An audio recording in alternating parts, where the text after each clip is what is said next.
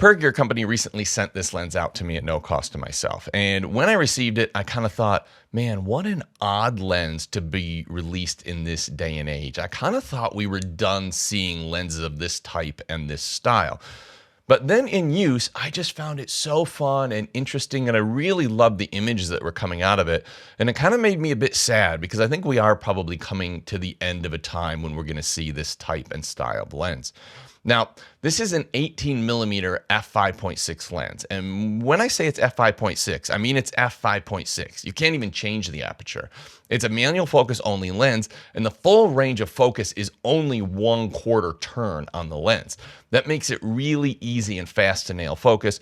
And at under $100, it's pretty cheap. And while it's a full frame lens, it works really well on crop sensor cameras as well. The lens is made by 7 artisans. I put some links in the description down below to the best prices I could find on the lens. And I think right now 7 artisans is making some of the best budget lenses on the market. Now, this is definitely a character lens, and the photos and videos that you get out of it have a very specific look. But when I say it's a character lens, I think people are immediately going to think chromatic aberration and going to be soft, not very sharp. That's actually not the case with this lens. It's very sharp in the center frame and very little to no chromatic aberration. So it is this kind of beautiful mix between a modern lens and a vintage lens. Now, 18mm is ultra wide on a full frame camera. And if you put it in crop sensor mode, now you're about a 27mm full frame equivalent, or if you put it on a crop sensor camera, and the lens does work equally well on both of those camera systems. You just get a different focal length equivalent. And the things that I think this is probably best for is to start with street and travel. I think if you shoot it in crop sensor mode, you have a more traditional focal length. That 27, 28mm field of view is very popular with street photographers. And while generally 35mm is considered like the standard, there's a whole bunch of street photographers out there that think 28mm is that little bit wider. It allows you to get closer to your subject. You get this more immersive image. So that is a very traditional and very popular street photography focal length. That's if you're shooting in APS-C mode or an APS-C sensor camera. But I think it still works quite well at 18mm on a full frame camera, because now we're going to get this perspective distortion. We're getting to get this very immersive image. And wide lenses like this actually make you feel like that you are part of the scene. You're in the scene and the scene is wrapping all around you. It also allows you to play with perspective distortion. So whether you get close to a part of a building or a person or an object, a lens of this width or with this wide angle actually makes the things close to the lens seem closer to the lens compared to the things far away. It pushes the things far away farther and further away, so they look smaller, and the things closer to the lens look bigger. This is perspective distortion, and it gives you a stylized look that not just you get with this lens, but you get with any ultra wide lens. The other thing it could be used for is stylized environmental portraits. This is going to be easier once again in the APS-C mode, where you're going to be at that 28mm full frame equivalent, but also in that ultra wide 18mm on a full frame camera, you're going to get this crazy environmental portrait or street photography look where you can put a little person in the center of the frame. You've got this big wrapping around environment around them. The other thing I could see it useful for is sort of a vintage look or stylized landscape, because both of these equivalent focal lengths, whether it be 18 or 28, very good, very popular for landscape. It does take a little bit more skill to compose ultra-wide images in landscape, so it's probably not for the faint-hearted there, but at the price, it's something that's super fun to allow you to experiment with ultra-wide landscape.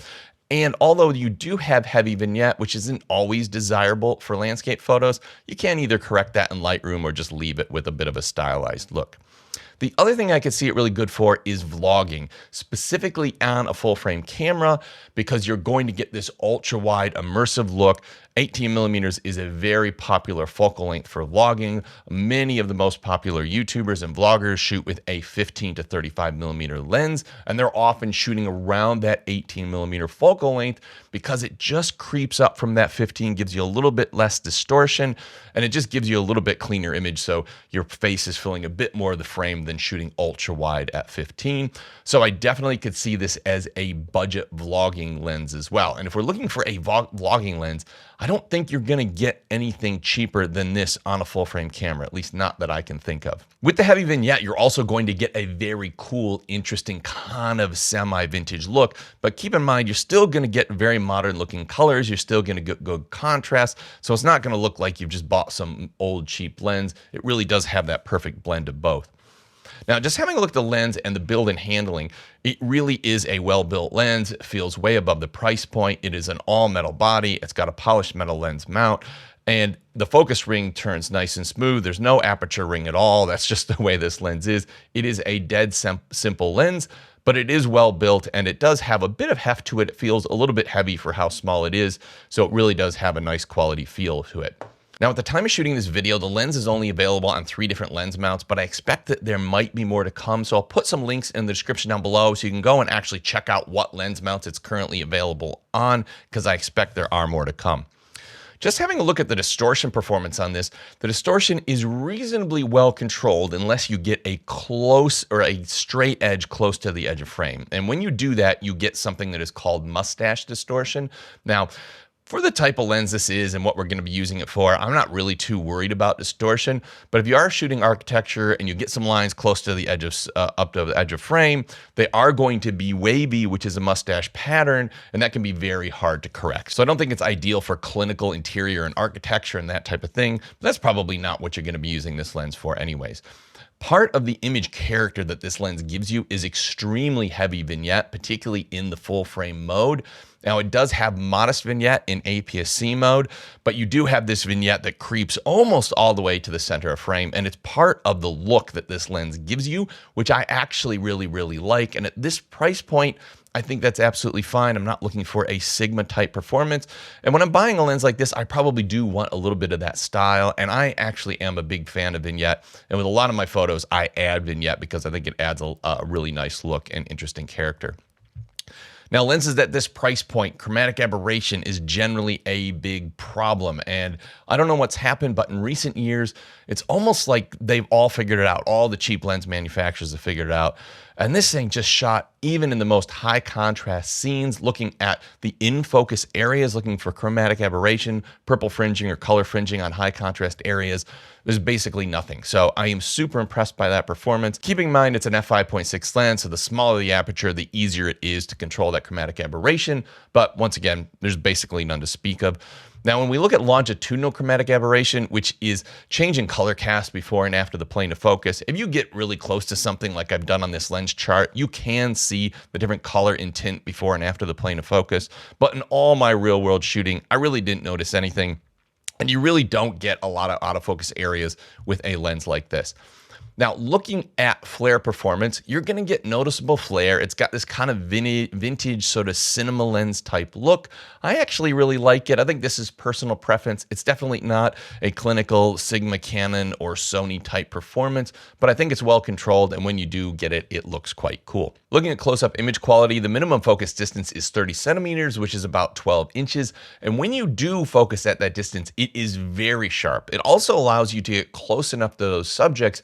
Even at f5.6, you can then get an out of focus area. Now, with a lens like this or an 18mm ultra wide lens, it'd be awesome if it was a little bit closer because you can get some really cool kind of surreal shots, but it's close enough to be useful, and you can potentially use it for like food photography, detail photography, you know, sort of in the environments you're in, and get that sort of wraparound background behind it.